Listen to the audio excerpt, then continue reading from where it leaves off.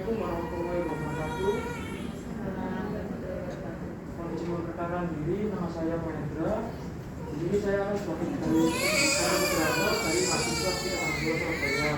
Di sini saya akan memandu kegiatan penyuluhan pada hari ini dengan materi perawatan payudara dan menyusui yang baik dan benar. Ya, dengan anggota yang pertama ada Aprilia Anastasia, yang kedua ada Fadil Ayu, yang ketiga ada Ari Maulid. Saya sendiri Mahendra.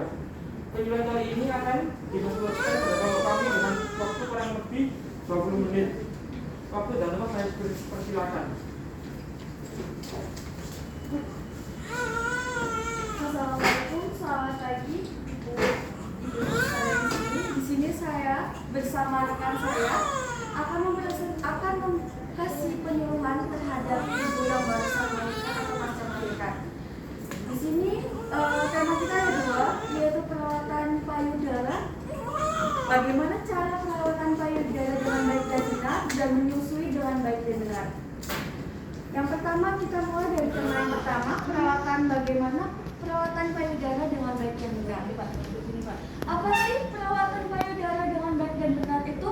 Nah, perawatan payudara dengan baik dan benar itu seperti kita bagaimana cara pembersihan terhadap payudara, yaitu membersihkan bagian area puting susu supaya tidak terhambat dengan kotoran, supaya ibu bisa menyusui dengan secara efektif dan bayi bisa disusui dengan secara efektif. Nah, caranya yaitu di sini sudah ada dua rekan saya akan memperlihatkan bagaimana sih cara perawatan payudara yang baik dan benar. Nah, yang pertama yaitu kita siapkan dulu ada air hangat, air biasa untuk bagian pengopresan dengan juga baby oil. Di sini ada baby oil dari kapas. Kita gunakan baby oil dan kapas itu untuk pengopresan bagian area puting selama 3-5 menit. Kita kompres 3-5 menit. Nah, setelah kita kompres, kita lakukan pemijatan di area puting susu dengan cara 3 kali area puting susu kita pijat untuk mengeluarkan kotoran yang ada di area puting susu supaya ibu bisa mengeluarkan ASI dengan secara efektif dan ibu juga bisa menyusui bayi dengan secara efektif. Setelah dilakukan pengompresan dengan baby oil dengan kapas, dibersihkan area putingnya, kita lanjut dengan pemijatan di bagian area payudara dengan cara kita massage payudara menggunakan baby oil. Ada 4 langkah untuk massage payudara, yaitu ada pertama menggunakan dari telapak tangan, 2 telapak tangan dari area dalam dada keluar, dilakukan selama 30 kali menggunakan baby oil. Yang kedua, ada langkah menggunakan 3 jari atau 3 jari ini di arah bagian atas payudara ke arah puting selama 30 kali menggunakan baby oil tersebut. Jika ASI keluar bisa ditampung menggunakan botol atau wadah untuk menampung ASI yang terbuang atau ASI yang keluar. Kan terbuang juga itu emang dia buat anak-anak bayi-bayinya gitu, karena kan bagus untuk bayi. Nah, yang ketiga ada menggunakan punggung jari atau punggung telapak jari sebelah kelingking, diarahkan bagian dada atas ke bawah atau ke dalam area puting selama 30 kali menggunakan baby oil.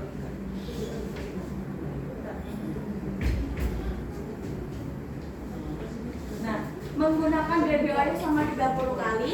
Setelah itu menggunakan genggaman tangan atau menggunakan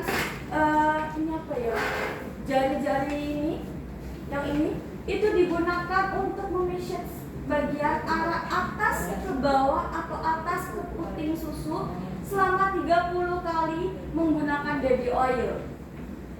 Setelah dilakukan seperti itu, kita melakukan dengan cara tahap yang kedua, menggunakan pengompresan dengan air hangat. Pengompresan dengan air hangat menggunakan 3 kali pengompresan, yaitu 3 kali pengompresan air hangat selama 3 kali dan 3 kali pengompresan dengan menggunakan air hangat. Sudah? Kedua, pengompresan menggunakan air hangat sama dilakukan 3-5 menit dengan secara beratur dan 3 kali pengompresan sama seperti air hangat, air dingin, air hangat, air dingin, air hangat, dan air dingin. Setelah dilakukan pengompresan pada payudara, kita lakukan pengeringan pada payudara menggunakan handuk. Kita keringkan, kita keringkan supaya tidak ada air yang ada di dalam payudara ibu. Setelah dikeringkan, kita boleh pakai baju kembali, kita pasang baju kembali. Oke, itu tema kita yang pertama. Yang kedua ada tema kita itu bagaimana sih cara menyusui dengan baik dan benar atau secara efektif. Nah, akibat jika tidak perawatan payudara itu apa sih? Itu ada 5 akibatnya, yaitu anak susah menyusui dengan payudara yang kotor. Payudara yang kotor itu bisa menyebabkan anak susah menyusui dengan secara efektif. Yang kedua, ada puting susu tenggelam sehingga bayi susah untuk menyusu. Puting susu itu susah kalau misalnya perawatannya itu tidak baik, tidak bagus, itu susah sekali untuk menonjolkan puting susu itu sangat susah. 3, ASI jadi lama keluar sehingga dampak pada bayi secara tidak efektif, bayi tidak bisa menyusui secara efektif. Dikarenakan lamanya ASI keluar sehingga bayi tidak bisa menyusui. 4, produksi ASI terbatas karena kurang dirangsangnya melalui pemijatan. Nah, kita lakukan message tadi untuk melakukan gimana sih cara untuk ASI keluar dengan lancar, itu kita lakukan message. Kita lakukan message supaya ASI itu keluar dengan lancar, secara efektif, bayi bisa menyusui secara efektif. Yang kelima, terjadi pembengkakan atau peradangan pada payudara dan kulit terutama bagian puting mudah lecet. Nah, puting mudah lecet itu terkadang posisi bayi itu yang kurang tepat atau mungkin bayi menempel pada bagian puting dengan mulut yang tertutup tidak terbuka. Itu bisa terjadi karena kelecetan pada area puting. Nah, kita lanjut manfaat menyusui bagi bayi. Manfaat menyusui itu banyak banget bagi bayi, ada 6, yaitu mencegah infeksi dan berbagai penyakit yang masuk pada bayi. Yang kedua, melancarkan pencernaan atau masuknya nutrisi yang bagus pada bayi. Itu juga bisa menyebabkan bayi, mencerdaskan otak bayi, bisa untuk bagaimana sih bayi merasakan banyak rasa yang harus dikenal pada bayi, dan meningkatkan kecerdasan otak tadi. Yang keenam, ada mencegah bayi meninggal mendadak. Tuh, manfaat menyusui pada bayi itu sangat penting buat ibu-ibu yang pasca habis melahirkan, itu sangat penting buat bayi. Nah, banyak manfaat bagi ibu juga ada 4, yaitu menciptakan ikatan emosional antara ibu dengan bayi. Yang kedua, menurunkan berat badan ibu. Yang ketiga, menurunkan resiko berbagai penyakit. Yang keempat, mengurangi atau menurunkan stres pada ibu setelah pasca melahirkan. Ya. Cara menyusui yang baik. Nah, cara menyusui yang baik itu ada 5 langkah. Yaitu yang pertama, kita cuci tangan terlebih dahulu. Kita pastikan tangan kita bersih. Kita pastikan tangan kita terhindar dari kuman atau bakteri. Sebelum untuk menyusui, bersihkan area puting dengan menggunakan air hangat. Kedua, cari posisi duduk ternyaman, dekap bayi menghadap dada. Nah, seperti ini. Yang ketiga, sentuhkan puting susu pada bibir atau pipi bayi untuk merangsang agar mulut bayi untuk terbuka. Nah, seperti ini. Setelah itu, jika mulut bayi sudah terbuka lebar, segera masukkan puting susu dan sebagian besar lingkaran hitam di sekitar areola atau di sekitar puting ke mulut bayi. Jadi ini puting yang di sini kita masukkan ke dalam mulut bayi agar masuk semua ke dalam mulut bayi atau di bagian areola bayi. Yang kelima, menyusui dengan payudara kiri dan bergantian. Jadi habis menyusui sebelah kanan, sebelah kiri, habis sebelah kiri, sebelah kanan. Jangan sebelah kanan terus, sebelah kiri terus. Kita lanjut posisi menyusui. Posisi menyusui ada 6, yaitu bersandar, posisi bersandar atau cari tempat bersandar yang baik, yang benar, biar menyusui secara bisa efektif. Yang kedua, posisi cradle hold, yaitu salah satu tangan menekuk menggunakan penopang tubuh bayi. Jika bayi disusukan pada bagian payudara sebelah kanan, kepala bayi dan tangan ibu juga di sebelah kanan.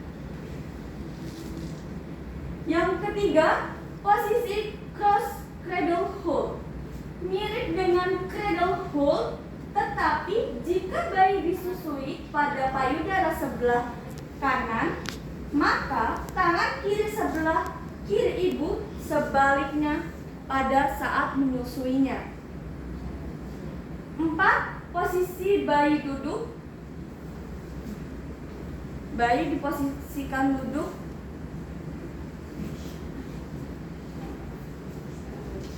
Yang kelima, posisi football hold, mengapit bayi pada sisi tubuh, tepatnya di bagian lengan, bagian sini. Lengan digunakan agar lengan pada sisi yang sama payudara untuk menyusui. Yang terakhir ada posisi berbaring, yaitu meletakkan bayi pada kasur dan ibu mengarah atau menyerong ke sebelah kanan atau sebelah kiri untuk menyusui pada bayi secara efektif. Sekian dari dua materi kami. Ada pertanyaan, Bu? Ada yang bisa ditanyakan?